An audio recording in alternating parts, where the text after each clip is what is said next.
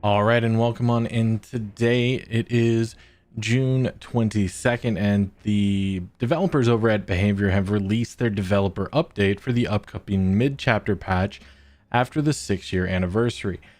And holy cow, does it have a lot to get through. Now, we all hate reading, so I go ahead and read this stuff for you so you don't have to. Let's jump right on into it. During our 6th anniversary broadcast, we announced the new progression system and a meta-shifting perk overhaul.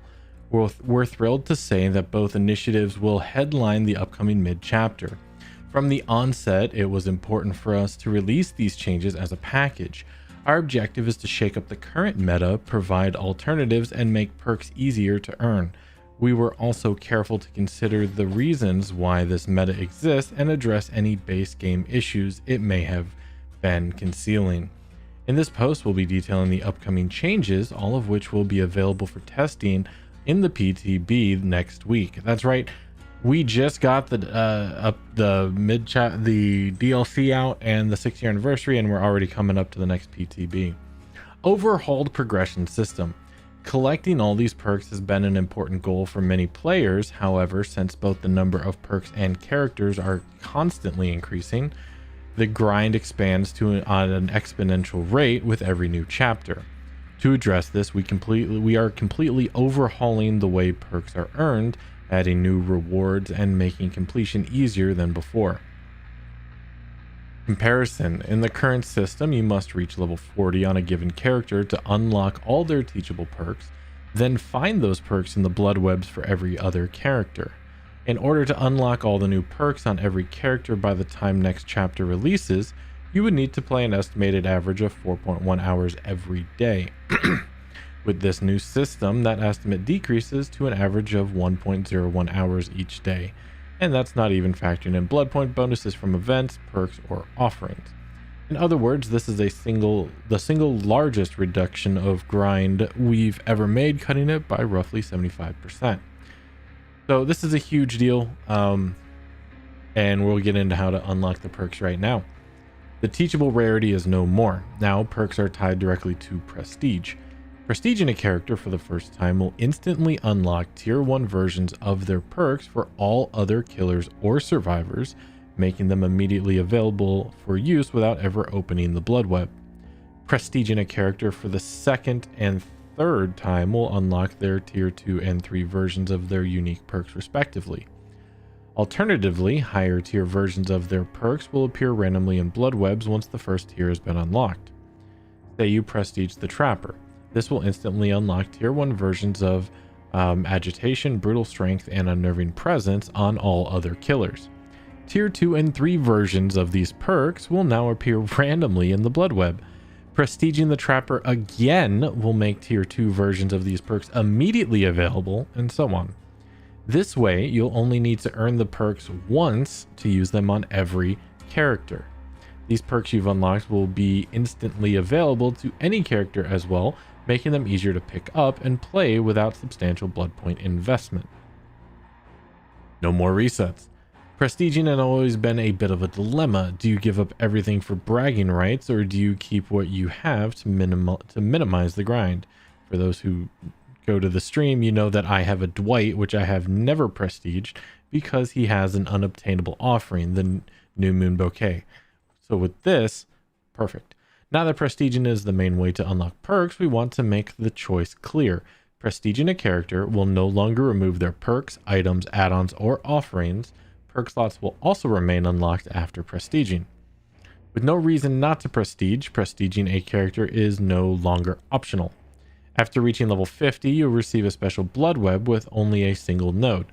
Purchasing this node will increase your prestige level and reset your character to level 1. So now once you get to level 50, you're forced to prestige to the next prestige, and you can't get any further. You want more perks? Unlock them on other characters. You want more add-ons and offerings? Prestige. Endless prestige. With prestige now being the main way to progress, it'll no longer be impressive to have your characters maxed out at prestige level 3. It only made sense to have a new way to recognize our most committed players, so we've removed the prestige limit entirely. But what would more prestige levels be without rewards? Reaching prestige levels 4, 5, and 6 will now award that character bloody prestige cosmetics, once again signifying those who went above and beyond. Now that prestiging for the first 3 times awards perks, it only made sense to move these higher. If you've already unlocked these cosmetics, don't worry, we won't be taking them away for you. You've earned it. For the completionist, prestiging levels 7, 8, and 9 will grant one of that character's unique perks as a charm. We wanted to highlight your dedication to your favorite characters no matter how many times you've prestiged them. Once the trial is over, your prestige level will now be shown in the space previously occupied by grades. Those who spend millions of blood points stockpiling add-ons for your favorite characters will now have a way of showcasing your hard work to the world. And as you can see right here, Maurice lives. Shrine of Secrets. Unlike before, where the Shrine of Secrets would offer teachable perks that then needed to be found in blood webs, the Shrine will now allow you to purchase perks directly. Purchasing a perk through the Shrine of Secrets will make the tier 1 version of it immediately available on all killers or survivors, much like Prestige. Subsequent tiers of that perk will also begin appearing in blood webs. You may also purchase a perk again to increase its tier. This works seamlessly with the Prestige system, as purchasing a perk you've already unlocked through Prestige will instead increase its tier. So you can go through the Shrine of Secrets and not buy a killer or a survivor and get basically Prestige 3 of that character for perk purposes and never actually own the character. It's pretty nice, not gonna lie, especially for new players.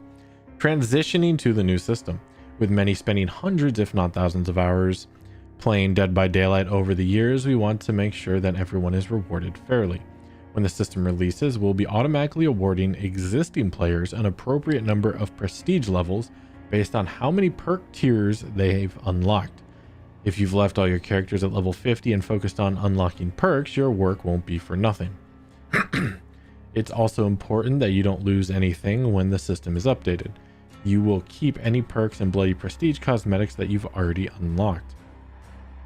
Those who reach prestige 3 before the update will receive a special prestige icon to recognize their achievements and commemorate the perks and add-ons they've lost in the process. Yeah, is this for every single character? Because I'm prestige 3 on everyone except 2 survivors. So we'll see how that goes.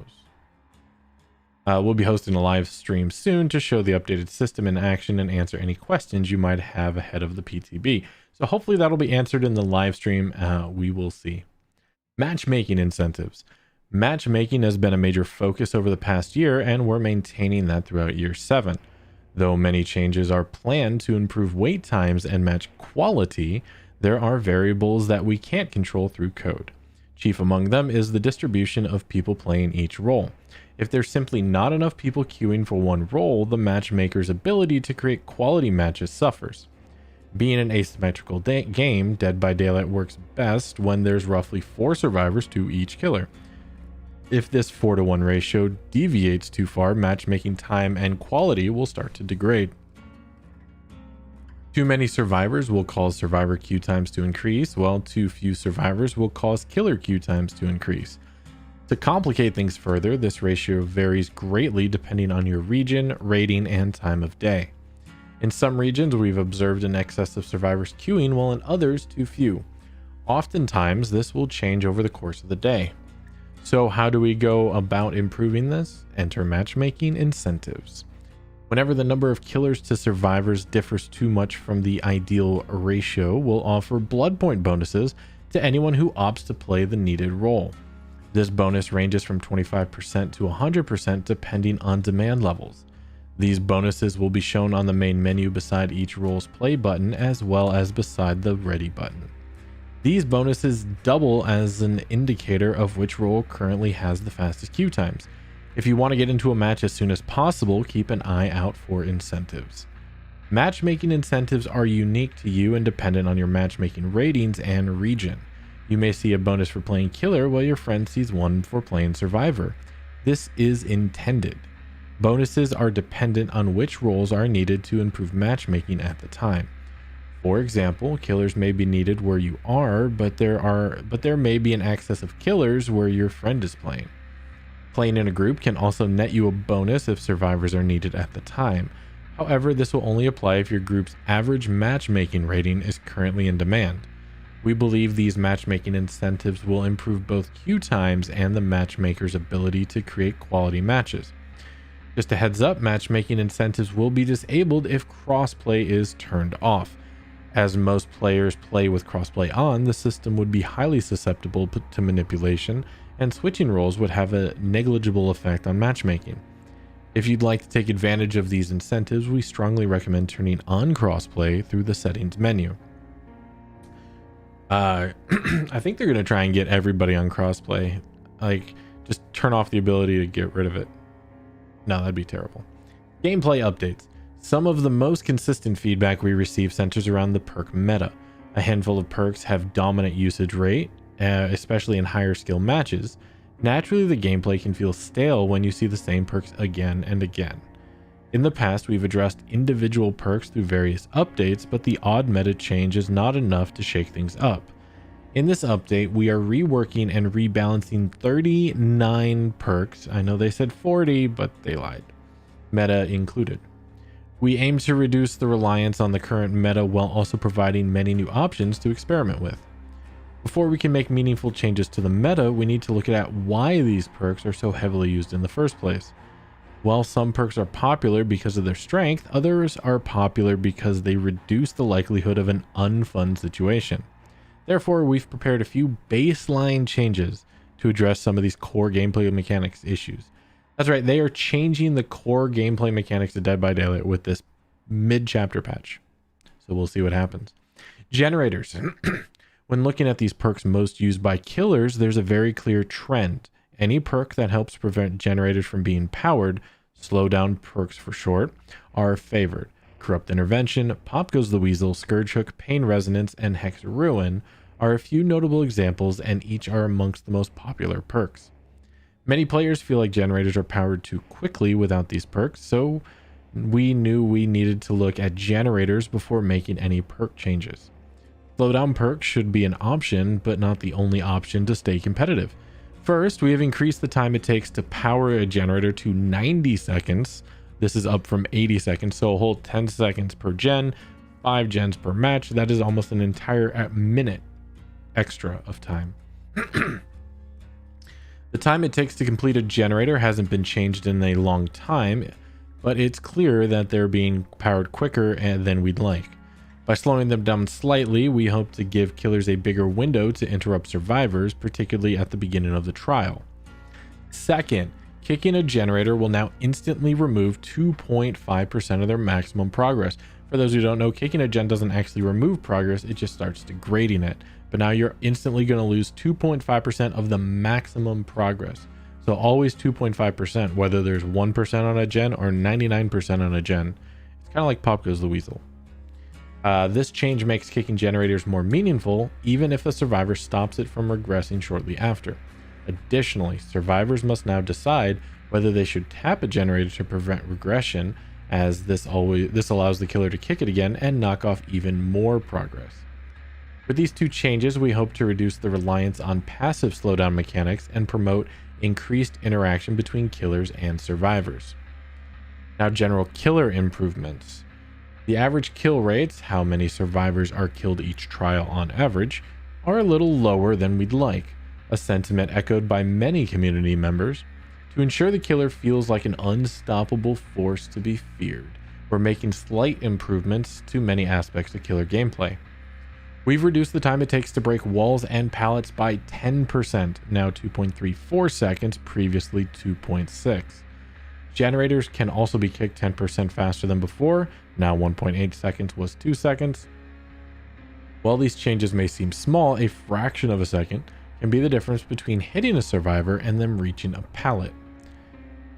Next, we've reduced the cooldown for successful basic attacks by 10%, now 2.7 seconds, previously 3 seconds, and reduced the duration of survivor speed boost upon being hit by 10%. Now 1.8 seconds was 2 seconds. Moving forward, survivors will gain slightly less distance upon being hit, making it more difficult for them to run long distances to a safe area. Finally, we've tweaked Bloodlust to increase in power quicker than before. In most changes, Bloodlust does not activate, though there are rare cases where it can be necessary. The long buildup often leaves the killer in a bad spot even if they eventually get a hit. We are adjusting Bloodlust tiers to activate after 15, 25, and 35 seconds of chasing rather than 15, 30, and 45 seconds. As the first tier of Bloodlust is not changed, it will not be any more prevalent in the average chases. Bearing in mind the general improvements above, we expect Bloodlust will become even more uncommon outside of exceptional circumstances. Though slight, these changes affect every killer and can have ramifications on the game. We will be watching closely to ensure that nothing gets out of hand. So that's kind of huge. I know a lot of people hate Bloodlust, but if your chases are lasting longer than 30 seconds before you get a hit anyway, you're doing something wrong. Camping and tunneling. On the survivor side, there is a clear preference for perks that grant a second chance. Borrowed Time, Decisive Strike, Dead Hard, and the perks of that nature help a survivor avoid certain death, leading to an extreme usage rate. A benefit of these second chance perks is how that they help prevent unfun situations, namely being camped or tunneled out of the game, repeatedly being targeted after being unhooked. In order to incentivize a meaningful change to the meta, it was clear that we needed to address these controversial tactics. Second chance perks should be nice to have, not essential to ensure enjoying gameplay. Moving forward, survivors will receive a 5-second endurance effect after being unhooked. This gives the unhooked survivor an opportunity to reach a nearby window or pallet, or for another survivor to position themselves for a protection hit. That's right, a base kit a borrowed time watered down borrowed time is now base kit for survivors, which isn't bad. Additionally, the unhooked survivor will receive a 7% haste, so 4 meters per second. 1% is 0.04, so 4.28 meters per second for 5 seconds, which isn't bad. This will make them harder to catch and encourage killers to shift focus to the unhooking survivor. Both effects will be canceled prematurely if the unhooked survivor performs what we now call a conspicuous action. These are interactions other than being chased that would improve your chances of survival. This includes repairing a generator, healing yourself or others, cleansing or blessing a totem, sabotaging a hook, unhooking others, or opening an exit gate. With these base changes, we hope survivors can switch up their perk layouts without fear that camping and tunneling will cut their match short. Meta perk changes. For this update, perk changes fall into one of two categories: meta perks that are used too often, and non-meta perks that serve a similar purpose but aren't used as much. We understand that many of you have grown attached to your favorite perks and loadouts. Unfortunately, shaking up the meta inevitably leads to few changes. Rest assured that our goal is to provide alternatives that align with your preferred playstyle while widening the scope to include more viable perk options. It's also important to note that every meta perk is equal, and each was considered on a case-by-case basis. So, what are Dead by Daylight's meta perks? By referencing both community feedback and internal data, we can see that some perks stand above the rest. For killers, Barbecue and Chili, Hex Ruin, Pop Goes the Weasel, Corrupt Intervention, Tinkerer, Hex No One Escapes Death, and Scourge Hook Pain Resonance. For survivors, Dead Hard, Borrowed Time, Decisive Strike, Iron Will, Self-Care, and Spine Chill. We'd like to share these graphs showcasing the 10 most frequently used perks for both roles. These charts alone do not explain why meta exists. For that, we turn to community feedback, but hopefully they provide context for how heavily these perks are used. Now, I'm not going to go into the graphs here, but it shows basically everyone on Survivor uses Dead Hard, even from the lowest amount to the highest amount of MMR. And for killers, it's mostly Barbecue and Chili. And yeah, Now, as we said earlier, there are 39 perk changes, and we're going to get right into it, starting with the killer meta perks. Right off the bat, we're changing Barbecue and Chili. Current effect: upon hooking a survivor, see the auras of distant survivors for a short duration, gaining a stacking blood point bonus for each unique survivor hooked. This perk is incredibly powerful, not because it's particularly powerful, but because of the huge amount, or incredibly popular, not because of its power, because of the huge amount of blood points it provides. Choosing to go into a match without it massively slows your progression. We do not want blood points to be the driving factor behind perk choices, so we will be removing the blood point bonus. While we understand this change may seem shocking, please keep in mind that this update reduces the grind by about 75%, with matchmaking incentives providing an additional avenue for blood points. We believe this is a necessary step in making other aura reading perks more appealing, as blood point gain will no longer be the deciding factor. And that's true. Like, I don't mind the aura reading of barbecue and chili. I was only using it for the blood points, but now, like, if this went live today, I'd be almost completely done with all perks on all survivors and all killers. So not that big of a deal. Hex Ruin. Current effect: generators regress automatically at an increased rate whenever a survivor is not working on them. I think it's 125, 150, 200, something like that, or 100, 150, 200. These aspects at an increased rate as long as the associated hex totem is standing. A massive part of Hex Ruin's appeal is not having to stop and kick generators, as well as the ability to passively regress them from a distance. These aspects make Ruin a unique slowdown perk, so we are not looking to change them. To bring Hex Ruin in line with other perks, we are reducing the regression speed to 50, 75, and 100, down from 100, 150, 200%. This will reduce its power without destroying its primary appeal. After a survivor is killed, Hex Ruin will automatically deactivate forever and ever. Pop goes the weasel. Current effect: after hooking a survivor, the next generator you kick within the time limit instantly loses 25% of its total progress. Pop goes the weasel gives killer a controlled way to remove significant progress from a generator of their choosing. Given that kicking a generator of their choosing, kicking a generator now removes 2.5% of its progress by default, we decided to tone down some numbers to compensate. This perk will now remove 20% of the generator's current, not total progress. This change will make Pop Goes the Weasel very effective against generators that are nearly done, but weaker against small ones with a small amount of progress. Corrupt Intervention: at the start of the match, the 3 furthest generators are blocked for a while. This perk makes the beginning of a match more manageable, forcing survivors to extend deeper into the map before repairing a generator. We aren't looking to change this aspect. Moving forward, this perk will deactivate once a survivor enters the dying state. We believe this change will keep Corrupt Intervention effective in helping the killer build early game pressure while providing a limit to its power. So if you read that, as long as you don't put a survivor in the dying state, it should stay active forever, such as Legion or Plague can just start injuring everybody. Tinkerer. Current effect: when a generator reaches 70% progress, receive a loud noise notification and become undetectable for a short duration. Tinkerer is a popular choice for the information it provides. Being able to prevent a generator from being powered is a game changer, particularly on killers with high mobility. It can, however, become a little oppressive when paired with certain regression perks. Therefore, Tinkerer can now only activate once per generator, but with the base changes increased to 90, killers have extra time to approach. Hex: no one escapes death. When the exit gates are powered, you all know it does. This perk makes for a very effective comeback tool, though it falls out of favor in high skill games.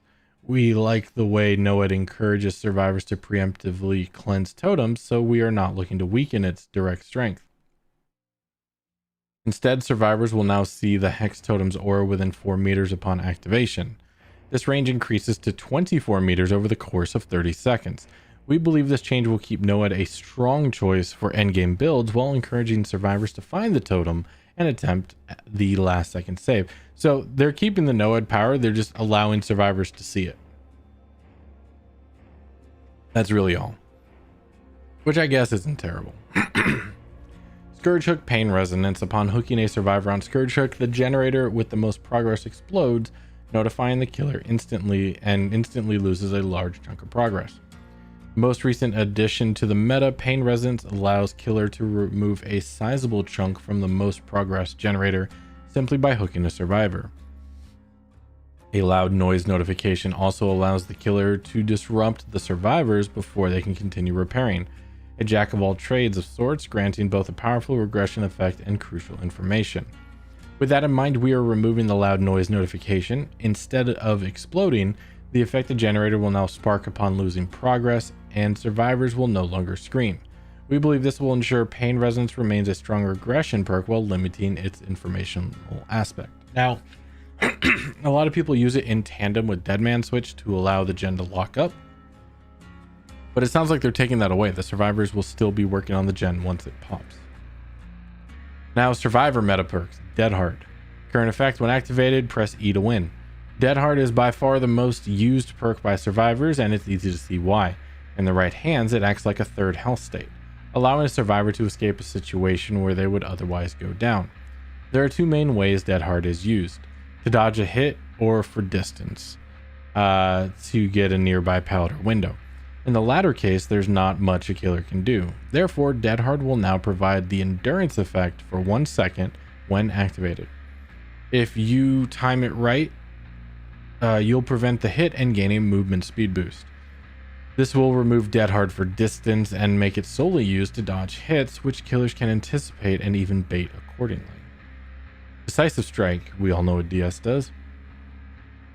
One of Decisive Strike's main appeals is its efficiency at preventing tunneling. In light of the upcoming base game changes, we expect Decisive Strike to drop in usage slightly. For the most part, we find the perk to be healthy for the game and especially avoidable for killers who choose not to tunnel an unhooked survivor.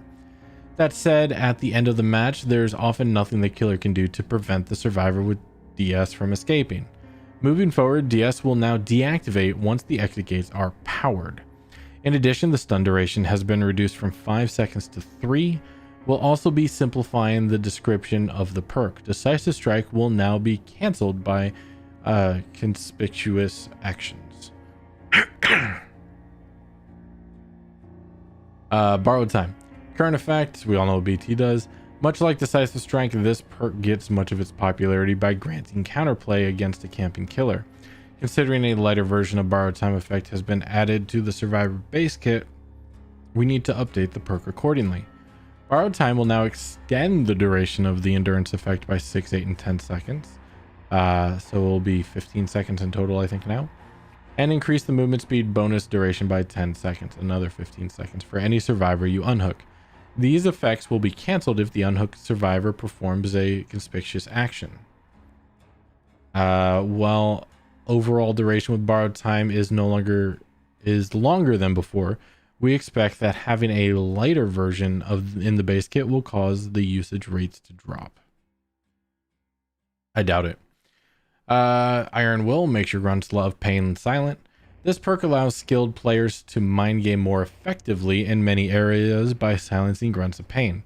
To address its high usage rates, we are lowering the grunts of pain reduction to 25%, 50%, and 75%. Additionally, Iron Will is no longer active when exhausted, though it will not cause exhaustion itself. So this is a very unique change that I'm looking forward to. Self-care unlocks the ability to heal yourself without a medkit at 50% speed. Though self-care has a divisive reputation among the community, we were surprised to find that its usage peaks in the highest skill matches.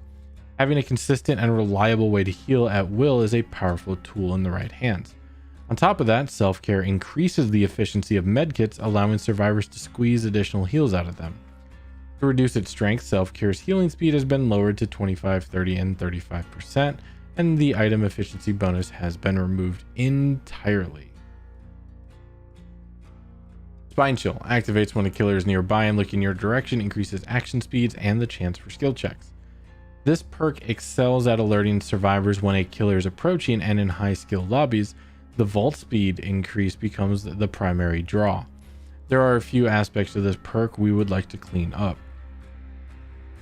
Spine Chill will now only activate if the killer has a clear line of sight to the survivor. This will remove the awkward counterplay where the killer must look away to ensure a stealthy approach. Next, we'll be adding a short half a second lingering effect to Spine Chill. This will prevent the perk icon from flickering when the killer looks around to make the action speed boost more consistent. Finally, we'll be removing the Volt Speed bonus entirely as it does not suit the perk's nature. Now, non-meta perk changes. With so many meta perks being changed, we wanted to make sure that everyone had something new to look forward to. We've updated 25 additional perks to try out, the majority of which fulfill a similar purpose to the meta perks listed above. I'm just going to start right here. They said 39 perks are being changed. They showed us 10 perks for killer, 10 perks for survivor. One of each of the perks that they shown was an empty slot. So 9 and 9 is 18. This is not 18. Meta perks changed. Anyway, that's just my little rant. Killer perk buffs. Overcharge. This is really cool. Along with its current effects, Overcharge will cause a kick generator's regression speed to grow from 100% to 400% over the course of 30 seconds. Survivors will want to stop this generator from regressing as soon as possible, so it's going to keep the skill check, by the way. Eruption released with fairly safe numbers, but upon reflection, we're comfortable with increasing them. We have upped the generator regression penalty to 10%, and the duration of the incapacitated effect to 15, 20, and 25 seconds. Knockout. Those of you who like to leave survivors on the ground can have a little more peace of mind. In addition to its current effect, Knockout will cause dying survivors to crawl 50% slower for 15 seconds and reduce the recovery speed by 25%. Chlorophobia. To make healing in the killer's terror radius even more unappealing, Chlorophobia will now increase the speed of skill checks by 50% on top of its current effect. Dark Devotion. This perk is great for confusing and sneaking up on the survivors. The basic attack requirement makes it unappealing for certain killers. Dark Devotion will now activate whenever the obsession loses a health state. Step in a trap or trap, killer aura. Or terror radius. Excuse me. All right, Jolt. Jolt allows the killer to regress generator simply by downing a survivor. To make it more consistent and punish careless survivor plays, we have removed the cooldown. That's huge. I love it. So you like aura reading, huh? On top of the existing effect, Lethal Pursuer will now extend the duration of all aura reading effects by 2 seconds. Now, I don't know if that's just killer or the entire game, but that can be really powerful. Hex Undying, the new locker perk, the darkness, the Dredge's new locker perk, Barbecue and Chili, Bitter Murmur, Rancor, Object of Obsession, a lot of good stuff. Scourge Hook, Gift of Pain. This perk shipped that was safer numbers, so we'll be increasing the action speed penalty to 10, 13, and 16%. This is also pretty huge in my opinion. Thanatophobia. Another quick one, we're increasing the action speed penalty to 4.5, 5, and 5.5 per survivor for a maximum of 18, 20, and 22%. Scourge Hook, Monstrous Shrine. I love it. It's a Scourge Hook now. Long have we waited. Monstrous Shrine has received a rework. This perk will now convert all basement hooks to Scourge Hooks. Additionally, Scourge Hooks will now grant 10, 15, 20% faster entity progression, but only if the killer is not within 24 meters.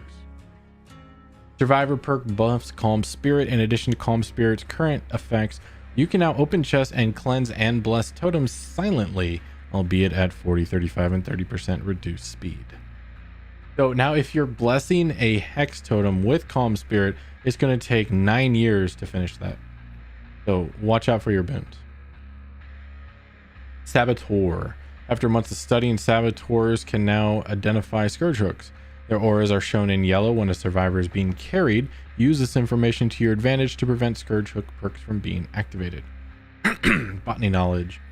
Botany Knowledge now increases healing speed efficiency by 30, 40, 50%, up from 11, 22, and 33, which is huge. Off the record, upon being unhooked, gain the endurance status effect for 60, 70, 80 seconds. The endurance effect is lost upon performing an action. While this is a lengthy endurance effect, any game progression action will cancel it prematurely, making it purely for evading the killer after being unhooked. 80 seconds of borrowed time. 80 seconds. Lucky break. This perk is great for escaping a chase, but the effect quickly runs out. Well, we're giving survivors a way to recharge Lucky Break. Each second spent healing another survivor increases Lucky Break duration by 1 second. The total time cannot exceed the starting duration.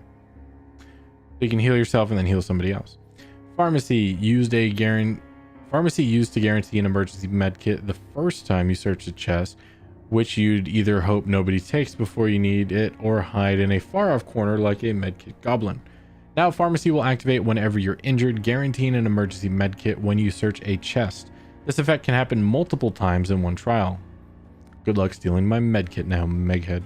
Soul Survivor. In addition to hiding your aura, Soul Survivor will now increase your generator repair speed by 75%, and your exit gate and hatch action speeds by 50%. These effects are only active when you are the last survivor standing. Distortion. For those who like to stay hidden, we're adding a way to regain distortion tokens. Gain 1 token for every 30 seconds spent within the killer terror radius, so it's much like Detective's Hunch. Or Takeout. That's the one. Lightweight. In addition to Lightweight's existing effects, your scratch marks will be more sporadic, making you harder to track. Your scratch marks will also fade 5, 4, 3 seconds sooner, up to 3, 4, 3, 2, 1 second sooner.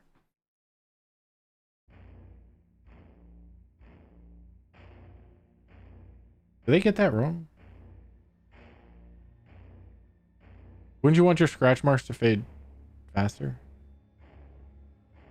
Okay, so if scratch marks stay around for 12 seconds, rank 1 gives you 5 seconds sooner, 4 seconds sooner, 3 seconds sooner?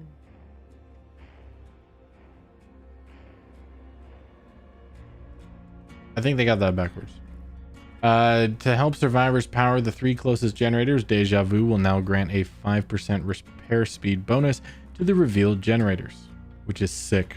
New Gen Rush perk, by the way, along with Overzealous. Beyond its current effects, No One Left Behind will grant a 7% movement speed bonus to any survivors you unhook. Additionally, the perk now activates when the gates are powered rather than open. That's also a huge change. Dark Sense. We've changed the way Dark Sense works. When a generator is powered, Dark Sense activates. The next time the killer comes within 24 meters of you, their aura is revealed for 5, 7, 10 seconds. Dark Sense then deactivates. Tenacity, or some know it as Tenacity. In addition to the current effects, Tenacity now reduces your grunts of pain by 75% when in the dying state. Combined with the increased crawling speed, this perk will now be much more effective at crawling away from the killer. Hope is great for those who like late game saves, but the limited duration can cause it to expire at an inconvenient time. Since this perk is only useful at the end of the match, we've removed the duration entirely. Now you have hope forever. Overzealous. In its current state, cleansing a totem grants you a repair speed of 6, 7, 8%. Now that bonus doubles if you cleanse a hex, so you can have 16%. Plus what we just talked about earlier, an additional 5. We're gonna live forever. Much like barbecue and chili, this perk features a massive blood point bonus. We do not want blood points to dictate which perks are used, so we have removed the blood points from We're Gonna Live Forever. This change will release at the same time as the progression Overhaul, which is expected to cut the grind by 75%, with matchmaking incentives providing additional avenue for blood points.